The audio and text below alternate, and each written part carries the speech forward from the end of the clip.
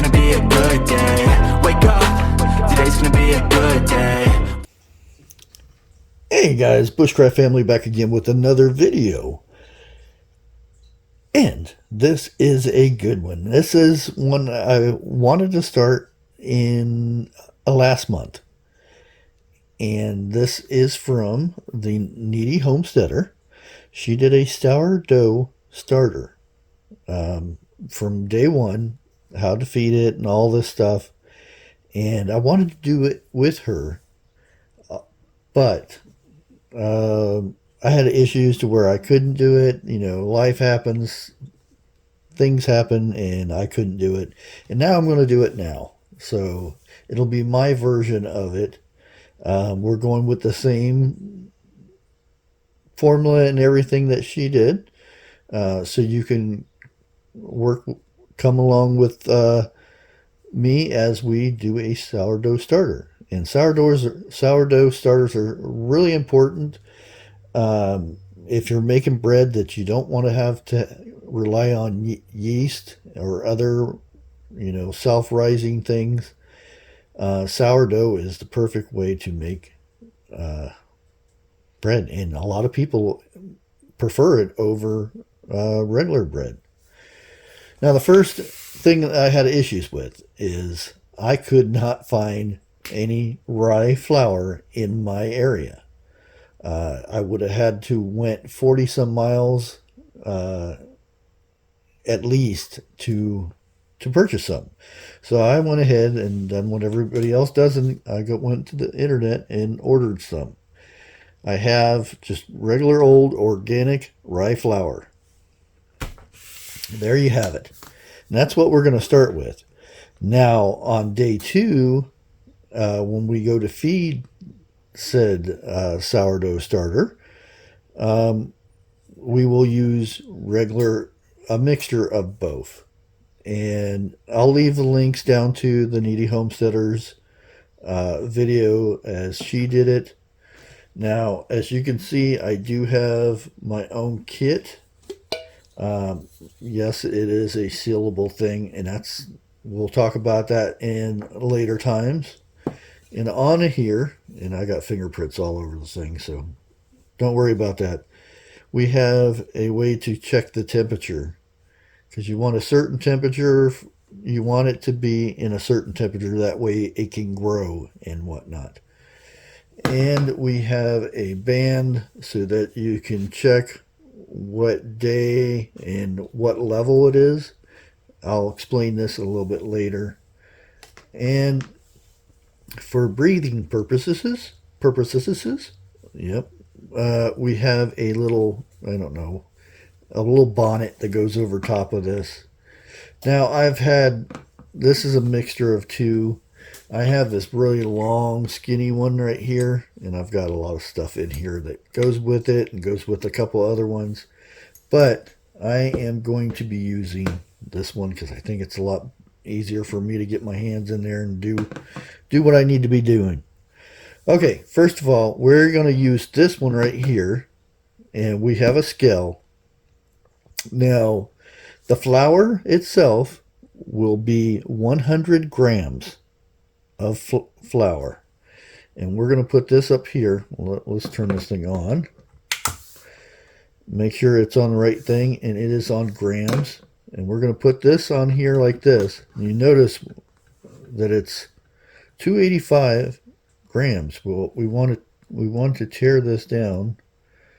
I do believe it's like that. And there, it turned it to 0. Now, what we need to do is add the flour to this until it is 100 grams. Try to do this without making a big mess. Okay, we got 39. Let's keep adding. Whoop, 75.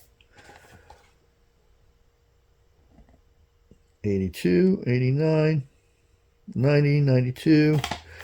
And see, I still made a mess. 98, 100, and let's get some of this out of there.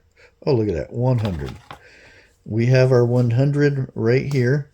So this is ready to go. Let's clean the top of this off. Clean that right there. We'll put that off to the side. Now our next container is this doohickey here. So we're going to go ahead and tear this down. No, to a 0. Make sure it's on a gram. And let's go get some water real quick.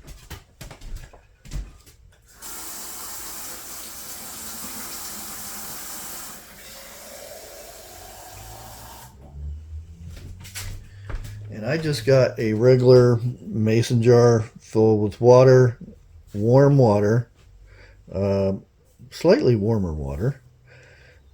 And we're going to go ahead and fill this up until we get to 125 grams. Oh, we got 26. I wonder how we get here. We get a little dribble coming out of there. I think that's too much, but 124. I don't know if I can get 1 gram to come out by itself. No. Come on.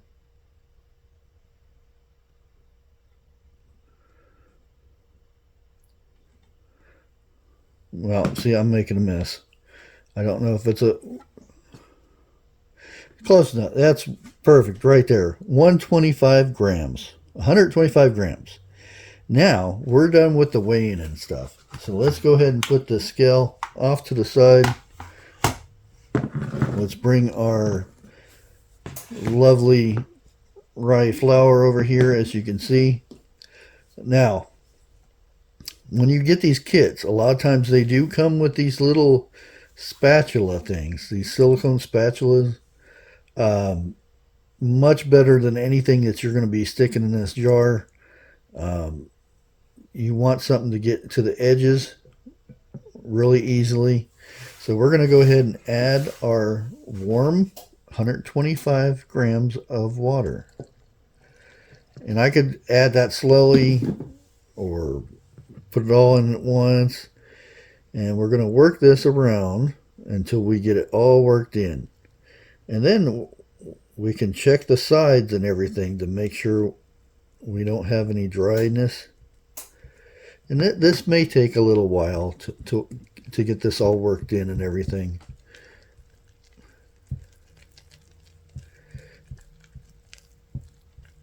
And she did this from a book, and she says it's a very good book. It explains everything really good. I'll go ahead and, like I said, I'll put a link to her starting video for this, to her channel and everything. We want to mix this up, and it kind of looks like it's a paste of some sort. But as you can see, if you look through the jar here, you can see, oh, there's some dryness over here. We want to work that into the mixture so that we don't have any dry ingredients in here. And we make sure you kind of keep it all toward the bottom, where you don't make too big of a mess on the sides. Again, we can check the bottom, see if there's any dryness there. I do see it a little bit on this side. And that's where this spatula comes in handy, because it's curved perfectly for this jar. So I can work in this madness of this rye. Now, the next thing we got to do is we want the stuff that's on that there spatula in the jar. So we're going to try to work some of this down. You can use another little spatula or something, and we want that into that mixture right there. There we go. So what we can do, try to get all the mixture in the sides here to go inside your little mixer, your funny looking peanut butter looking mixture thing here. And then scoop the rest of that off, because you want every bit that you can into that mixture. That way it turns out just right. There we go. Get that down in there. Scrape that off of there. May take you a few times, but you'll get it. Now, you end up with your mixture there, and I have this little band here. So today is Monday, so I'm going to find Monday on here. Right there it is. And I'm going to line this up the opposite of my thermometer over here that tells me the temperature. And I'm going to put this around here. Sorry, didn't mean to bump you guys. And we have Monday. And I did this on, let's see, we'll put this down here to where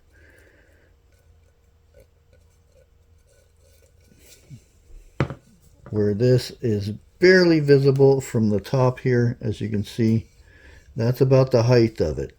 So I like to put this above my little rubber band thing of the level where my starter has started at, well, which it is starting at right there.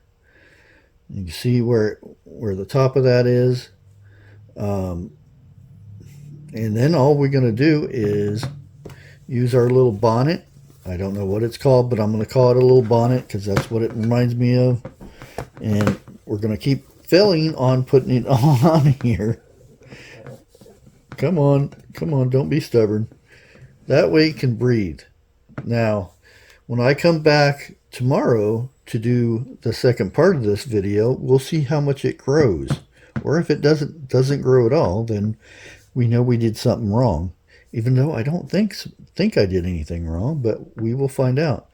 As you can see, that is it, guys. That's all you do. You set it somewhere on your counter. Make sure it's you don't put it by a window where it's really cool or anything like that. You stick it somewhere, you forget it, come back the next day, same time, and we'll continue on to the next bit of this. I want to thank everybody for watching. Please like, share, comment, and God bless.